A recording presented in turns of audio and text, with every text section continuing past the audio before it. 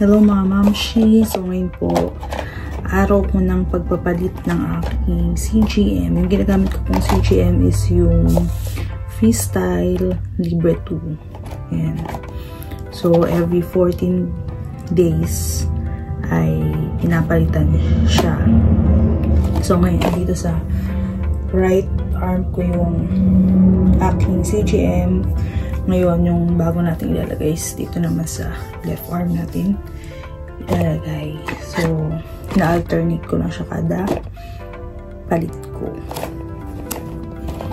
So, papakita ko ngayon yung step by step na ginagawa ko sa pagpapalit ko ng aking CGM. Ako yung natutunan kong technique sa panonood ko din ng mga gumagamit nito. Dati kasi tataka ako pagkapapalit ko, feeling ko hindi accurate yung nabibigay niya sa aking result. So, pagkapapalit ko lang siya, nag-check pa ako sa glucometer to check yung accuracy. Parang isang buong araw ako nagkagana, 24 hours. Yung glucometer yung ginagamit ko. So, ang dalas ko yung prick ng daliri. So, mahirap. Kaya, nanood ako ng mga techniques. Paano nga ba ma-check or ano ba yung mga dapat gawin para mas maging accurate yung reading ng aking CGM. So, based dun sa mga napanood ko, ang ginagawa nila, sinusoak nila, sabihin, nilalagay na muna nila dito within 24 hours before nilang i-scan yung bagong sensor nila. For example, bukas yung expiry date ng aking CGM. Actually, hanggang bukas pa naman tong CGM na nakalagay sa akin. So, ilalagay ko na siya ng bago para bukas, kapag tinanggal ko tong luma, na-soak ko na tong bago kong, yung aking bagong ilalagay na sensor. So, nasubukan ko naman na siya ng 2 beses, and yes, mas less yung naging problema ko, mas naging accurate na siya kesa nung time na nang ginagawa ko ay palit tapos scan agad. Ngayon, yung ginawa ko yung technique na yun, mas naging okay yung resulta. So, minsan di naman nasasagad ng 24 hours, 12 hours lang, ganyan. So, yan. So, papakita ko sa inyo kung paano ako nag-change ng sensor every 14 days. Sa mga magtatanong kung masakit daw ang maglagay nito, noon sabi kong hindi, kasi wala talaga ako nararamdaman din. Nagugulat lang talaga ako pagka siya. Pero ngayon, ang naranasan ko last time na nag-change ako ng CGM ko. Nasaktan ako kasi dumugo. Siguro naugat or hindi ko rin alam kung anong nangyari. Yun, nasaktan talaga ako doon. Tapos, alam mo yung 1 araw, 2 araw na siya nakabit sa akin. Pag nadadaganan ko siya, pag nakita, ang sakit. First time ko namang naranasan yun. Sa ilang beses ko nang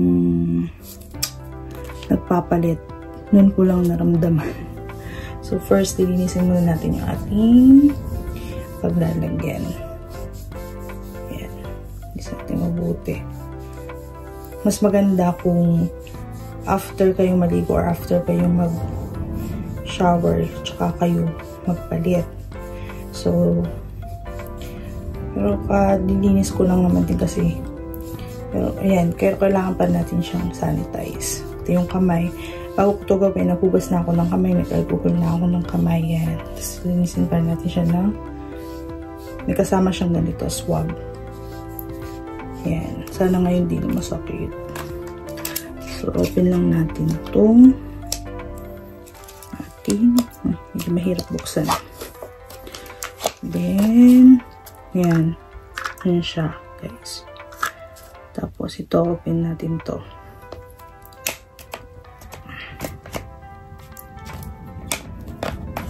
Then, itong, yan. Yung design na yan, itatapat natin siya dito sa may guhit. Tapos hanap lang tayo ng flat surface. Yun kasi yung turo ng aking dietitian, sila kasi yung una naglagay sa akin ito. Tapos ayun, pag narinig mo na, yun na yun. Ayan, makikita mo yan. Kita nyo yung needle, ayun o. Hindi yan may iwan sa balat mo. Ang maiiwan lang sa balat mo yung manipis na, may manipis lang na parang hair strand na ano dyan. Pag nagtanggal ako, ipapakita ko din dito yung sample nun. So yan, needle yan, pero hindi yan maiiwan sa balat mo. So make sure lang din na na-dry na to ating alcohol swab bago natin ilagay. Yung iba, tsaka dito, yung iba nakikita ko, napapanit ko siya dito sa kasama niyang ano, papel. Ganito. Yung way na pag-relax dito nila nilalagay. Pero yung turo sa akin sa hospital, yung sa dietitian na may hawak sa akin, ayan, gaganyan lang ako. Tapos dito ko siya ilalagay sa pwesto na to. Kaya ito yung pwesto ng aking CGM. Yung iba dito nyo makikita sa ganito. So ito, yan, dyan.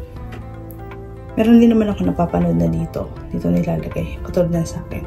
So yung technique na tinuro nila sa akin kung paano ko itong ilalagay is ganyan. Lalagay ko itong aking kamay dito sa may noo ko. So yan. Tapos advice ko lang, kahit nakakaba, relax lang kayo kasi feeling ko kapag kinakabahan ka, siguro doon din nagaano yung dahil takot yung braso mo. So, patitigasin mo siya. So, yun, yung muscle mo, diba? Kaya din siguro kung naugat nung nakaraan. Kasi nung nakaraan naglagay ako, nakasakay ako sa sasakyan. So, yan. So, kahit masakit or hindi, wala na akong choice. Magpapalit tayo ng CGM. So, relax lang. Diba? Yung kahit ng beses ka magpalit, di ka talaga masasanay. Ito yung magpapalit ka, kakabahan ka pa rin.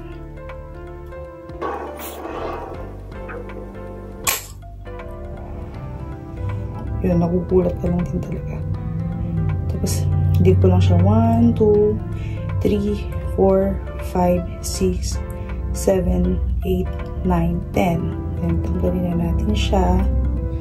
Ginagano ko lang para mas secure yung ating sensor.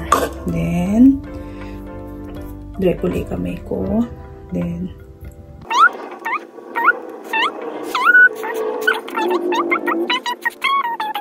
yun yung mga na papanood kong techniques. Yan. So far, wala naman siyang naging dugo. Kasi pag dumugo siya, pag naugat ganyan, dito, may lalabas na blood. Doon nag-release yung blood. Yun yung purpose niya. Wala naman. Hindi naman siya naging dugo. Medyo masakit ulit. Medyo may sundot na ulit yan. Alam naman natin na kaya magdudugo din katulad ng isa. Sana hindi.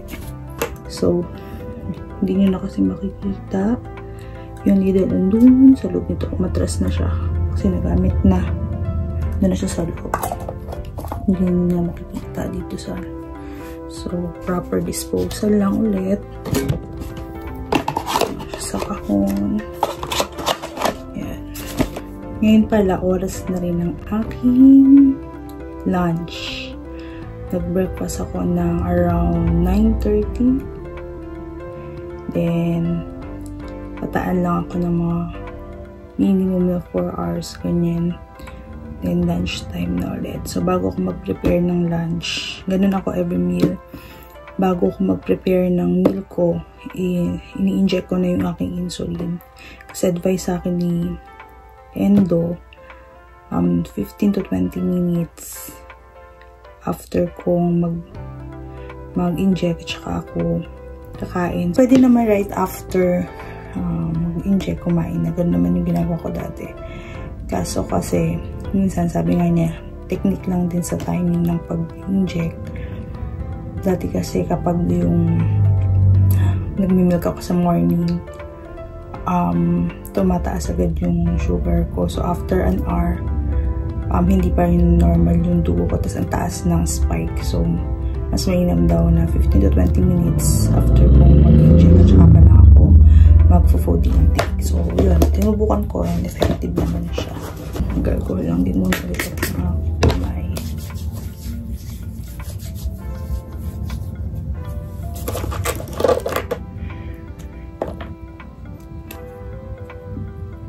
Tapos advice sa akin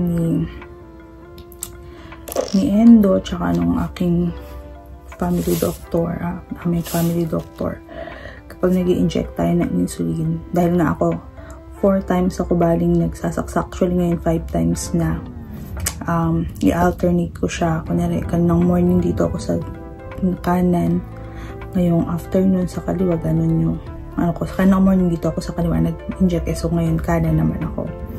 Para maiba-iba yung site, para maiwasan ko yung makapag-create ng yung, alam yung may parang muscles na nabubuo, basta may tawag sila doon eh. So, para maiwasan ko yun. Tapos, hindi lang isang spot. Kunyari, dito ka sa kanan, tapos dito ka nag-inject, sunod dito naman yan. Hindi yung kung saan ka lang nagsasaksak, doon lang lagi. So, kailangan iwasan yun. Ganun. Pag-i-inject ng insulin. So, yan, alcohol swab lang ulit tayo. And, ililinisin lang natin yung ating inject inside. Then, sa tanghali, ang gamit ko na ay 9. Nagdagdag na ulit ako. Ayan, para mas safe. Nagdagdag na ako dati 8 lang. So, ngayon 9 na. Sa lunch time. So,